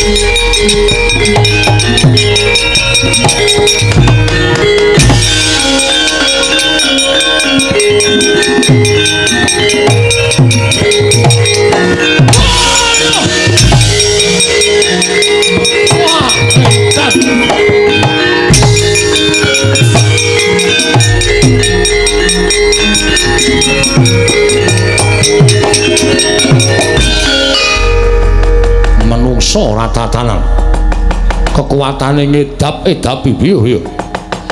Wah, saben sikile diuncalke lah kok tumomo ning dada sesek sumrebet panonku kaya ora weruh kiblat. Raden, aja mbok kira aku mung tekan semene. Kowe kuat nadai pusakaku Kyai Candrawirayang. Kowe iso urip kena Candrawirayang. Cilike kowe isih iso ngadeg aja dundang Prabu Panggulan Jagat. Lakon tak tibani pusaka Candrawirayang kowe ngletak ora eling dadi bandaning Prabu Panggulan Jagat keparat.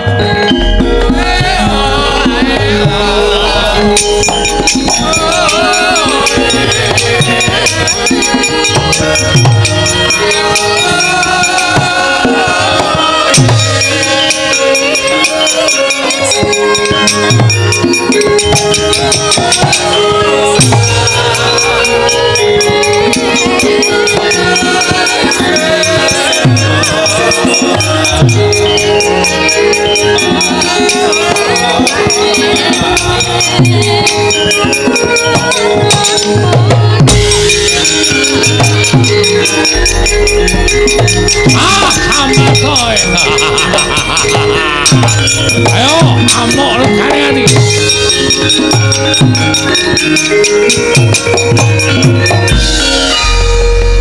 Kena pusakaku kelumpruk tanpa daya. Nadan ora tekaning pati, nanging kowe ora duwe kekuatan pepes bayu kang tapis Werkudara. Prajurit, pondok tangane krincung sikile leboke pakunjaran si Werkudara. Iya.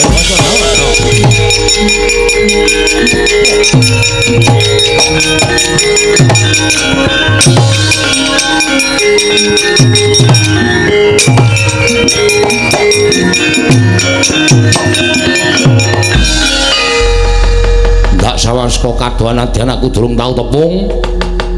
Nanging kae ujaring akeh padha nyebutake ento Raden Janaka satyane bagus.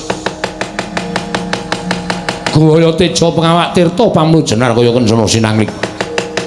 Kowe arep mbelani karo dulurmu tuwa tiban pusakaku nyusul karo kadangmu Jodipati Waras.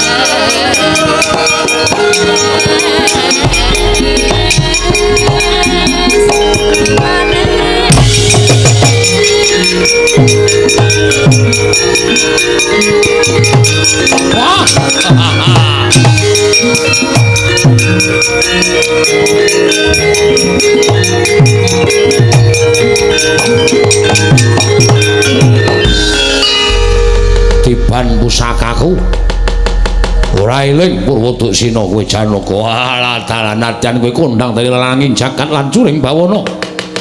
Ning ora menang mungsuh pusaka kekuatanku Kyai Candrawirayang.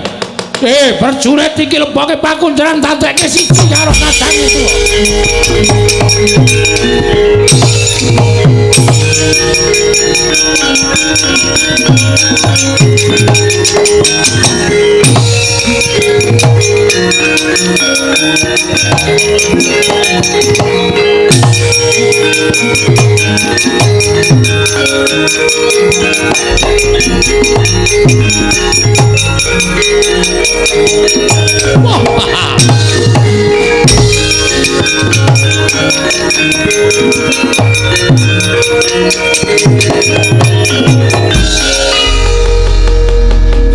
Prabu Puntadewa.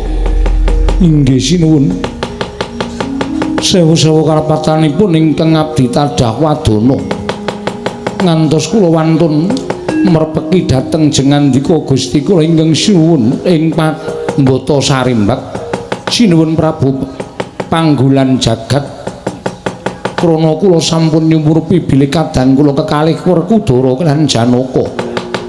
Sami kapuping Rana Madyalaga kawon tanding kaliyan jengandika Gusti kula Sanata. Mila menawi kula ngantos kecalan kadang kula kekalih menika paribasanipun sarah mungguing lautan wastra lungset wonten ing sampirat. Sampun boten wonten ginanipun menapa-menapa. Mila dinten sakmangke menawi kadang kula kekalih menika mboten kawaluyakaken tuwin mboten kawangsulaken dhateng ingkang rayi abdipun Puntadewa. Pengajaping manah kula mboten nedya gesang nanging malah nedya sumusul dhateng kadang kula kekalih sinuwun. Ah, dalah bagus. Yen ngono kowe banget tresna karo adimu sakulon Werkudara Putune Janaka ing tak rangket. Ingin padha tak bondo, tangane tak krincung sikile, wis ora iso glawat. Babar pisan monggo kula aturi bondo ingkang abdipun Puntadewa. Katunggalna kaliyan para Pandhawa sanesipun lajeng sakmangke ginanipun menapa menawi kula gesang menika namung ijen datan para wak. Mboten wonten sederek miwah mboten wonten kadang. Lajeng saking menika kula pasrah bongkokan dhateng paduka Gusti kula ingkang Sun Prabu Panggulan Jagat. Prajurit bondo lebake pakunjaran Puntadewa.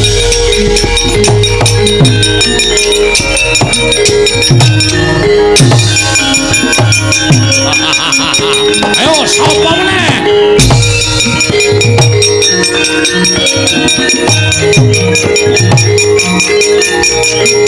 Wis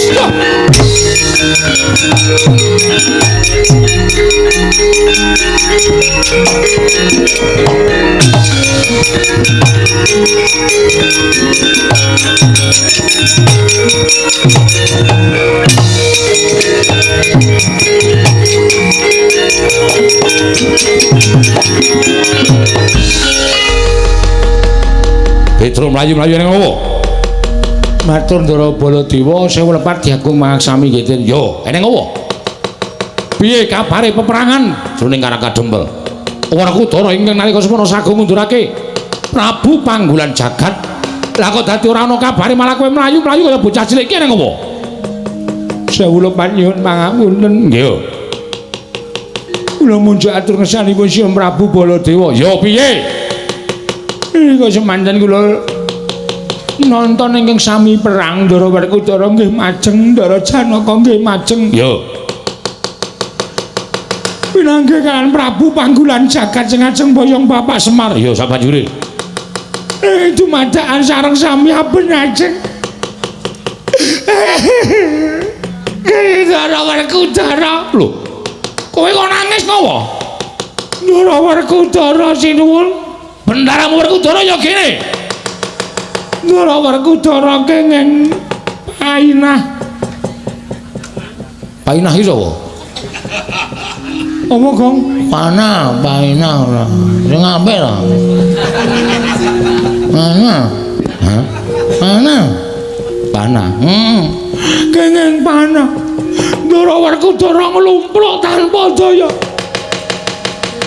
Lajeng Ndara Janaka nggih majeng.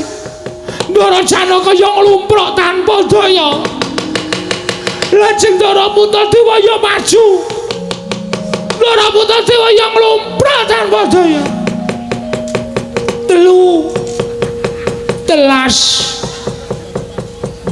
Telu entek piye? Telung piring entek. Gong ora sembrono ah. Gong ora sembrono to, pancal raimu. Ya wis. Terus.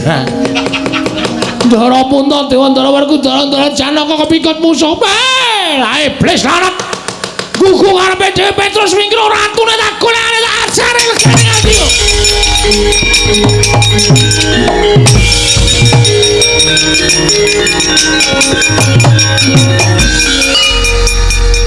Ning mlayu kok dadak nyampar rai lho.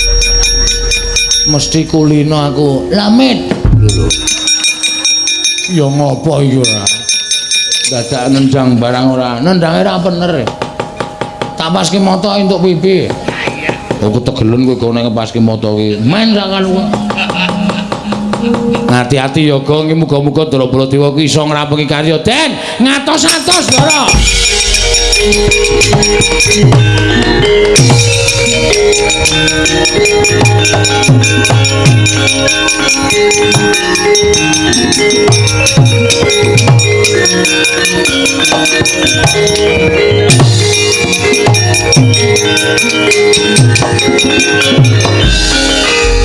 Narendra Mandura Prabu Baladewa, aku ora butuh Baladewa. Aku ora butuhake Ratu Mandura. Ning arep mbelani karo dulur-dulurmu sing wis tak rangket. Baladewa. Kowe arep mbelani karo Werkudara, Janaka karo Puntadewa, tiban pusakaku ora tak gawe tekaning pati. Ning tak gawe kewirangan nggonmu urip ana ing alam padhang saka panguwasaning Kyai Candrawirayang Baladewa.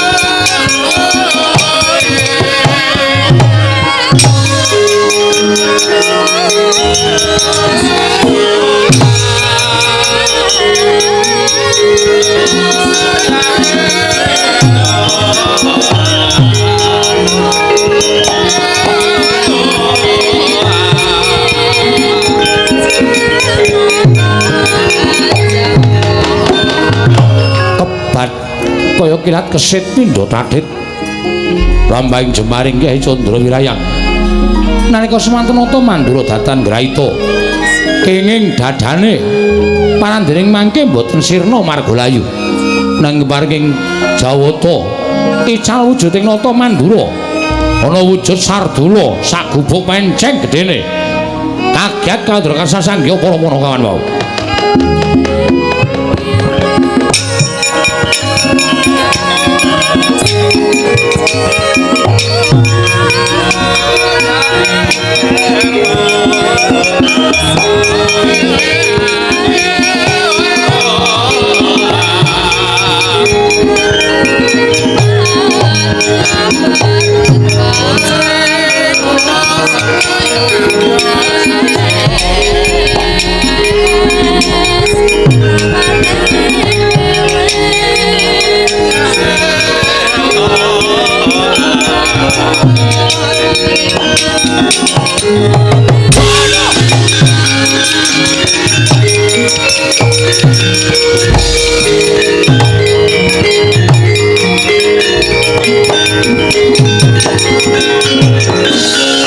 Maning jajalaran sukertaning bawana wah menungsa licik kowe panggolan jagat durung babak kulitmu durung putung balungmu kowe ngentokke pusaka ana dadaning Baladewa mrene yo yen ora jueng-jueng kuandamu Den Ndara kan riyen Den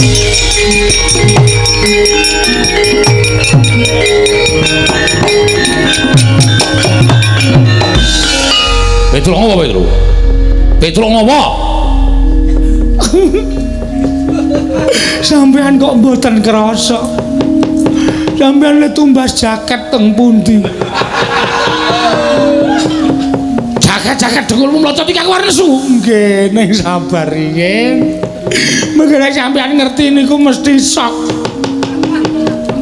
kucinge sapa itu kucinge sapa dengkulmu mlocot ora apa iki anggodo anggura ngarani anggura kok anggodo iki munyuk kok ana sing riwe-riwe lho ha iya kae anggura oh gedhe tenan iki jumbo iki kowe ngerti ora Gong iso apa Gong mbuh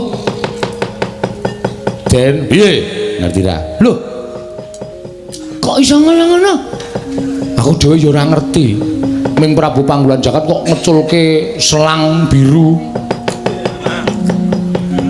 mana selang iki apa kaya ngene selang biru macrep ngono Ndara Baladewa kuwi iso wujud kaya ngene dikandhani mesake nang ngono kuwi Den kowe nggo pengilan ora lho nggawa Pengilana ngotan bundere lho cilik. Kok nggo kaya ngono tok ngapake? Tak tangani ning sandal e. Oh. Nek ana wong wedok tak ngeki sore nang. Nggo nginjen ya. Aku mbiyen senengane ngono kuwi to. Kelingan jaman semono. Tau konangan dikeprok buku aku. Wong edan kok kowe senengane ora. Den.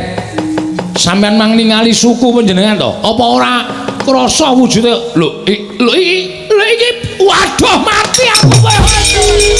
Ayo Petro mati aku.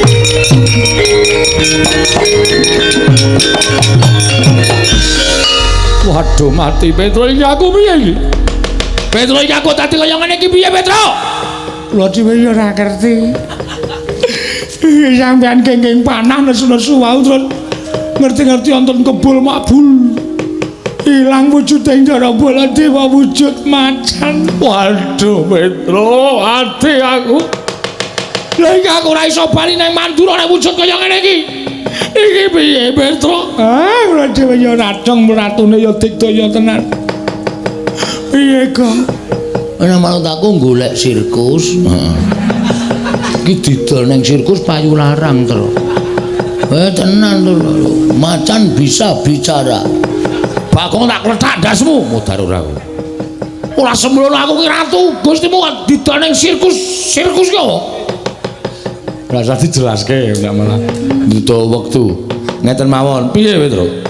Sowan Bapak Semar. Sampeyan wujud kaya ngeten iki kok sebabe apa, jalanane apa lan kudu kepiye? Niku sowan Bapak. Bapak yakin iso mernake kalih Ndara Baladewa sing wujud kaya ngeten iki. Aku kula percaya Bapak mesti yakin iso mernake. Yo, aku tak sowan Bapakmu Semar nggih. Semar, aku tulung ana wujud kaya ngene Semar.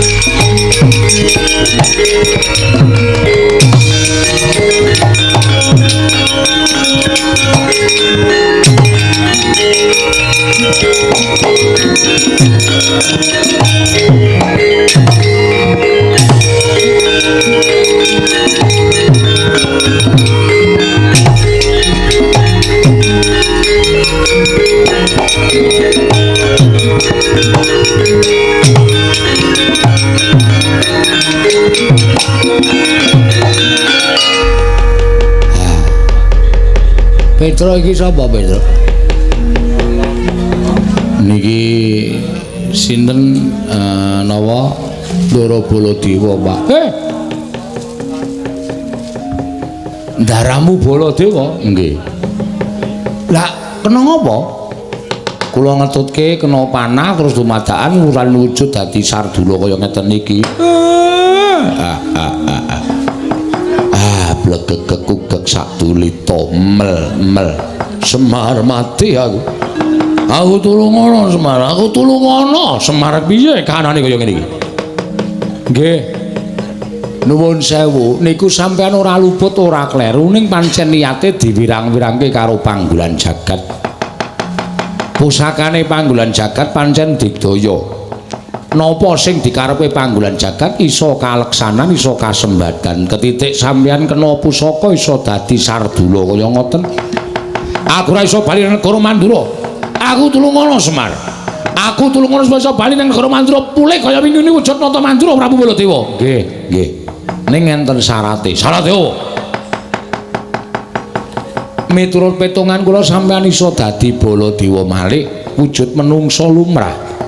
Nek sampeyan kudu iso nemokke teng pundi Ndara kula katelune Ndara Puntadewa, Ndara Werkudara, Ndara Janaka le dikunjara kali panggolan jagat. Nek sampeyan iso nemokke iso ngluwari Ndara Puntadewa, Ndara sinten niku Werkudara, Ndara Janaka, kula kinten sampeyan bakal bali kaya wingi uni.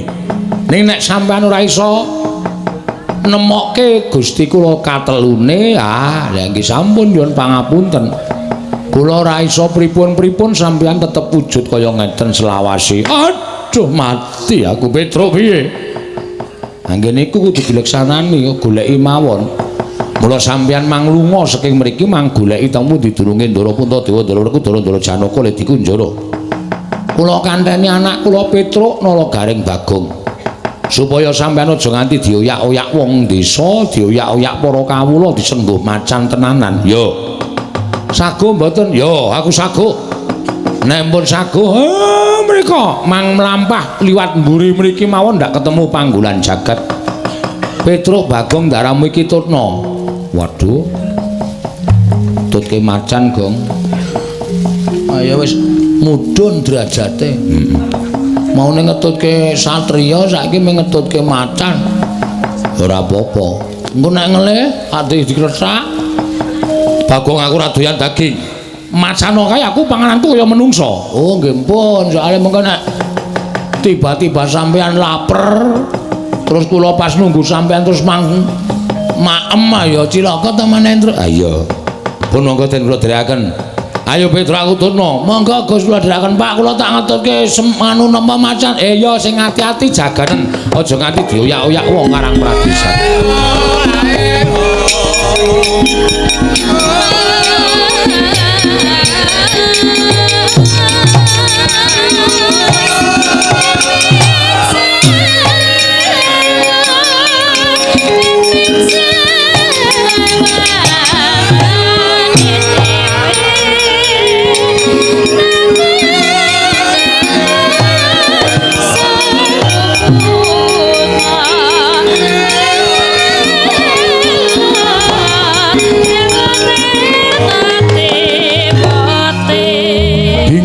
Penggaring Lurah Semar Badranaya nalika semanten sigra amendhet sumping Lombok Abang binanting wonten ing Bantala ical wujuding sumping Lombok Abang wenteh ana wujud Kyai Semar jebles datan ginggang sarikma kaya jambe sinigar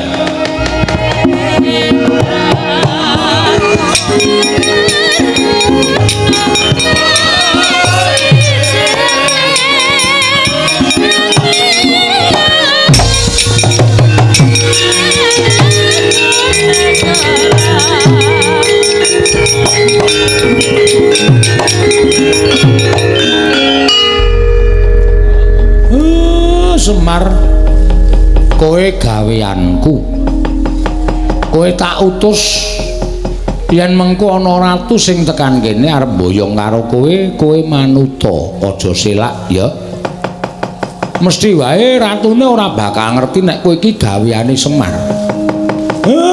Aku tak ngatas kelawan dewaku ing ngatasi Semar kepengin bangun desa wae lah kok dadi kaya ngene pacobane kudu tak tampa. Nek pancen iki saka keparenging dewa, aku lahir batin ikhlas nanging yen iki pancen niate para menungsa sing watak angkara budi candala. Aku sing ora trima wis ngono wae welingku aku tak mangkat saiki. Mengko nek ratune teka ladenana aja nganti gawa gelo atine ratu kae mau.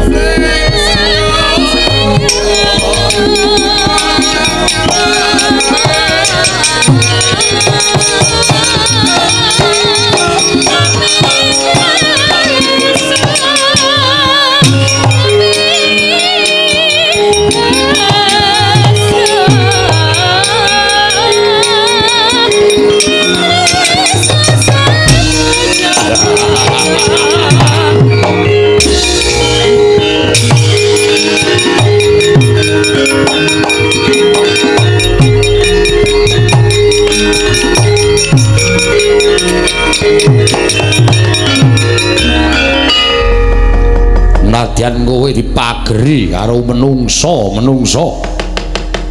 sing padha tresna karo kowe nang nyatane kabeh ora ana ingkang monggo pilih mungsuh aku.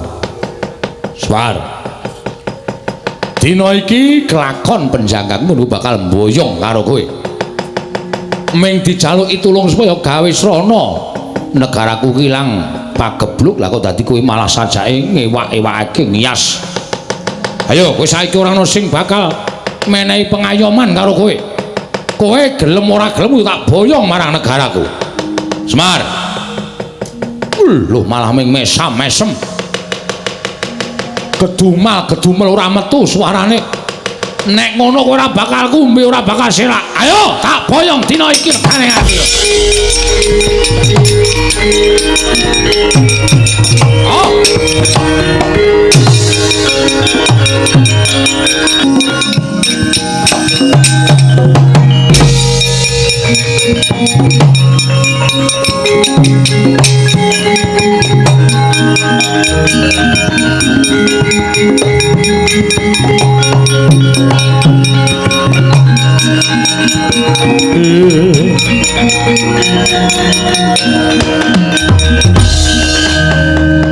Sinuwun Ndarawati iya Kyai Semar.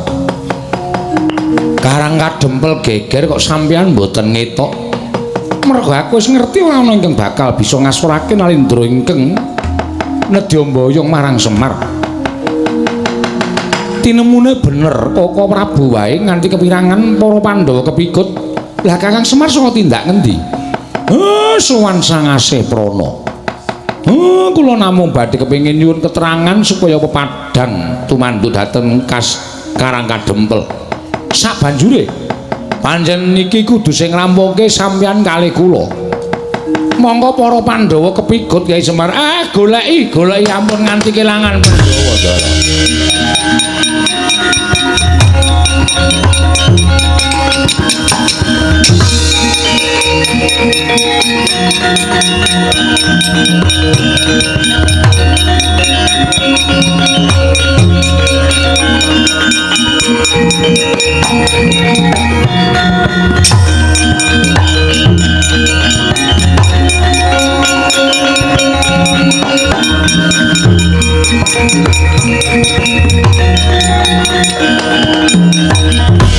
Rena sobang wangaruna katinetraning nganggo rapo sadaning kukiloring kanigara saketer kene dunganing kunglir wuwu sing pini panca nalika semanten Pandhawa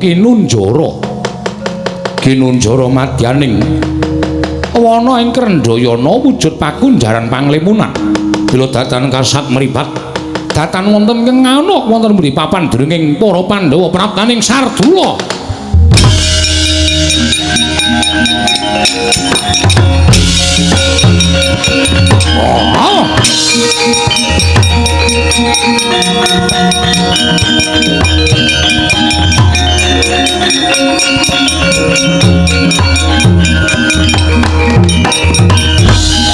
Petro, wonten dawuh Den.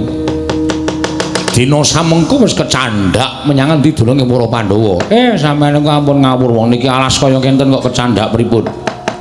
Yen ditonton nganggo netra Waloka pancen wujude alas. Nanging iki ana wujuding pakunjaran. Mongko wujuding panglimunan tegese ora kasat meripat. Mula ora ana ingkang ngerti pakunjaran iki. Welatan. Mbok menawa lebete pepundhen Pandhawa sinuwun. Mbok njajal sampeyan budidaya supaya iso jebol pakunjaran iku jarine bapane sampe iso ngluwari para Pandhawa iso bali kaya wingi Ndara.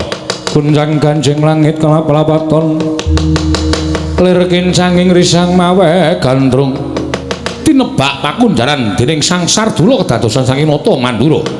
Temah jebol punang pakunjaran Nata Mandura ingkang wujud Sardula bali kaya wingi uni.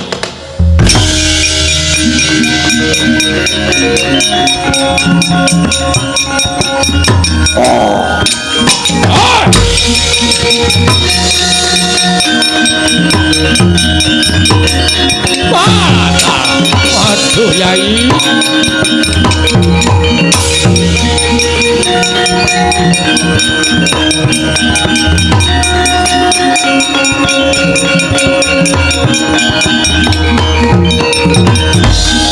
Koko Prabu ngaturaken panuwun dene paduka sampun saged ngluwari dhateng ingkang rayi tuwin kadang-kadang paduka.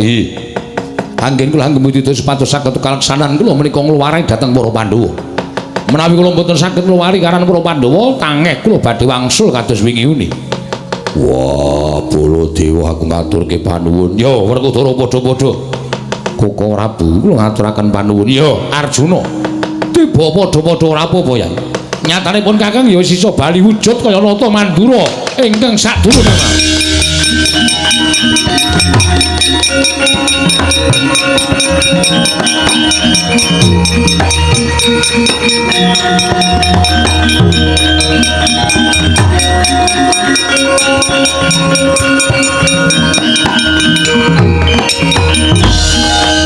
Kyai Kresna, inggih Koko Prabu kasinggihan mekaten. Saka endi? Budidaya supados saged ngrampungi perkawis menika kaliyan Kakang Semar. Wah, lah dalah iki yo Semar malah wis tekan kene. Ah, nggih. Lah kok ora digawa karo ratu sing ngamuk ning Karang Kadempel mau. Kula budidaya supaya iso aja nganti kepikut dening Nalindra wau. Sabanjure piye? Koko Prabu kula suwun Kyai Prabu Darmaksuma lan Werkudara menapa Dene Janaka supados kadherekaken wangsul utawi kondur wonten ing Karang Kadempel. Lho, ora ning Ngamarta. Ingkang badhe gadah damel menika Kyai Semar. Lah Siadi bakal tindak menyang endi lan apa ingkang bakal mbok tindakake? Kula lan Kakang Semar badhe ngupaya Nalindra. Ingkang sampun damel ribet kawontenan Karang Kadempel. Oh ngono. Inggih. Yo, Kyai Prabu wonten dawuh. Monggo kula dherekaken kundur wonten ing Karang Kadempel. Monggo Koko Prabu sangan kene. Koko Prabu.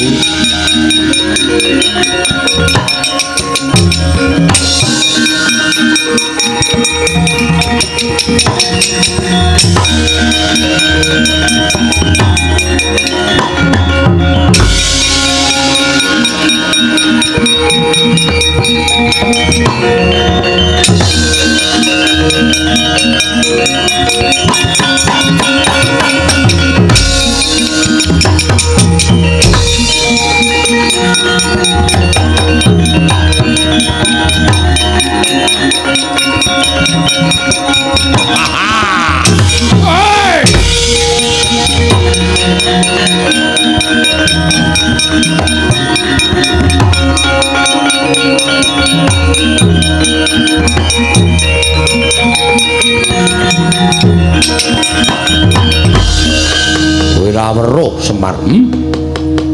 Kondange kowe wong waskita, kondange kowe wong awas. Kondange kowe wong pinter nanging saknyatane jebul bawur paningalmu. Ora tamat kelawan kahanan ingkang saknyatane. Kowe ora ngerti sapa sejatine aku. Nggonku budidaya gawe sirnamu wis tak angkah pirang-pirang abad nanging ora tau kelakon. Dina samengko bakal kelangkon penjaga kono bakal nyirnakake marang pamonging wong tanah Jawa. Kowe tekaning pati ora ana ing dadi pengayomaning para Pandhawa. Pandhawa wong Sukerta ing wis tak kunjara dadi panganing wadya balaku mati dening aku Semar kowe.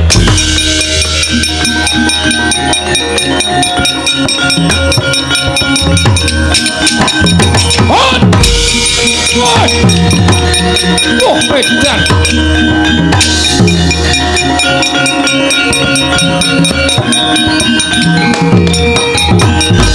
Wah, panus maning jajalan.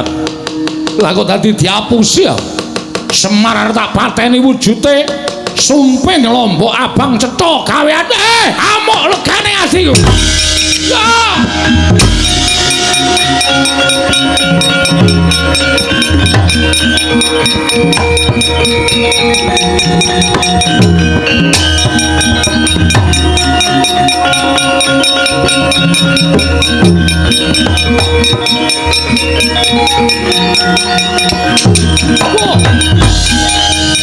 Wong ireng takon karo aku Nalindra Ndrawati Prabu Sri Bathara Kresna. Kowe Prabu Panggulan Jagat yo. Ayo, kowe saiki ngejak apa? Wis entek Senopati Karang Kadempel. Sing isih ming nata Ndrawati jajajamu barang kowe.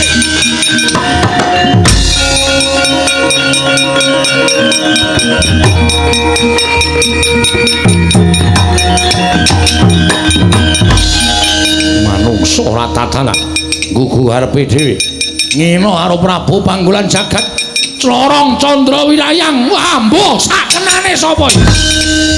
Wah!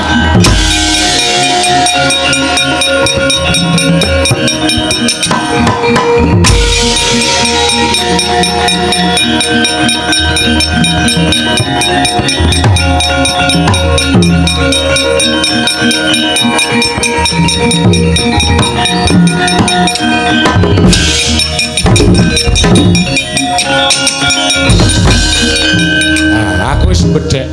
Ana panah kok iso ubah dhewe. Iso bangga dhewe. Kekuatane ngedapi-dapi. Arep ngopo? Iki ora tak cekeli kenceng panah iki sajae kaya arep ora gelem tak cekel. Ora iso. Ayo arep ngopo? Lho, lakon tadi maraku dijane. Waduh. Wah, edan. Pusakaku digawa dening Semar. Iki pusakamu to, yo. Candra Wirayang nyo tak balekke. Ayo. Waduh. Wah.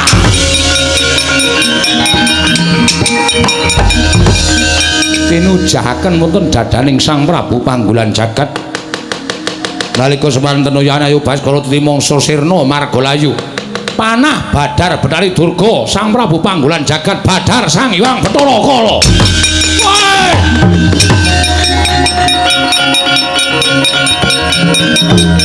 Atopan.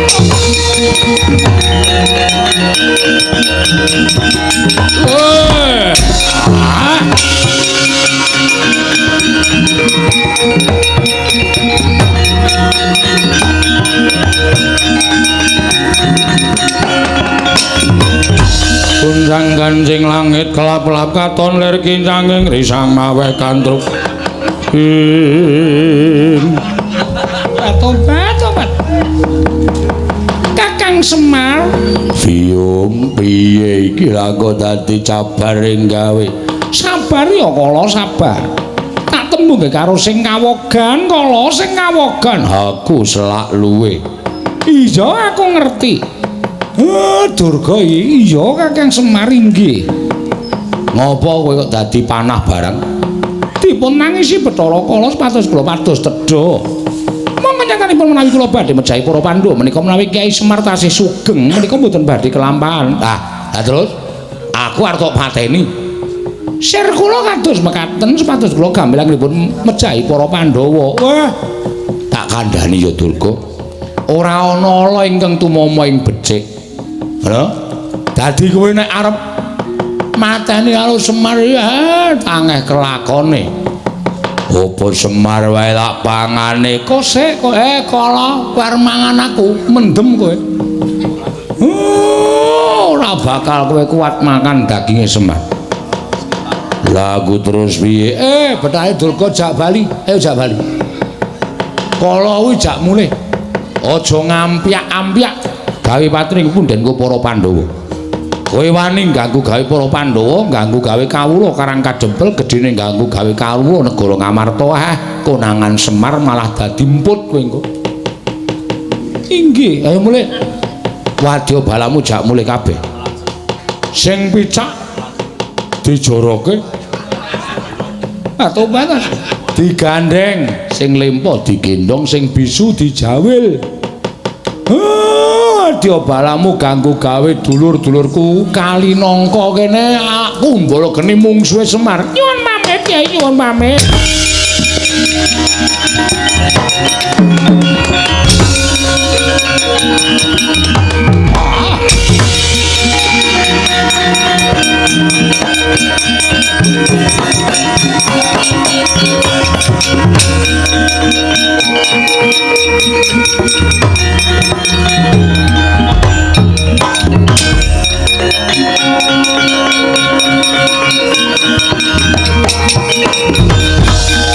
Wah, satriya gagah Warakudara.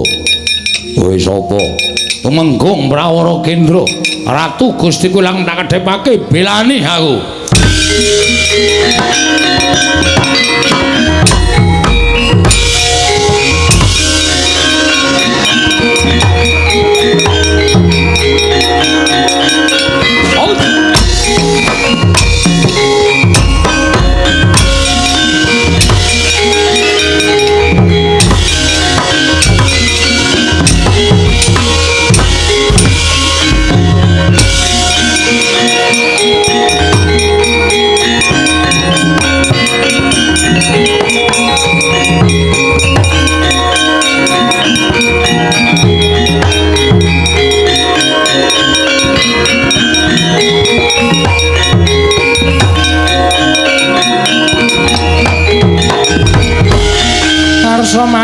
kadange jagat mungo-mungo sak pucak ing wukir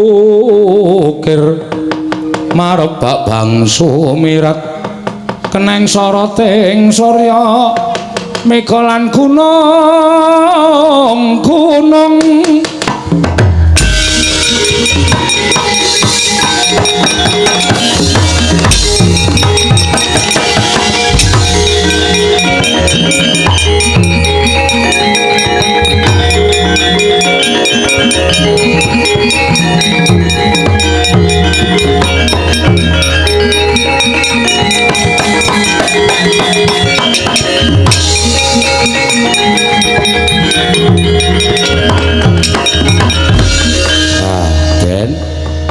sedaya pun ketingal padhang kutha rencana ing badhe angganggu gawe anggen kula mbangun desa sampun sumingkir awi tetunggalan manunggal Naya Narapraja Nayaka kan para kawula sengkut gumregut mbangun desa Karang Kadempel supados langkung rukun langkung manunggal mboten saged dipun pisahaken mawi menapa kemawon tentrem ayem nirbaya nirwikara durga mendhak kala sirna lan tansah nampi barokah ing Wang Mahanasa ya Semar purnaning gati sura sudrajane ingkang retsa brasta tekaping ulah Darmastuti rahayung sami makarya rahayung samya pinanggih Ndara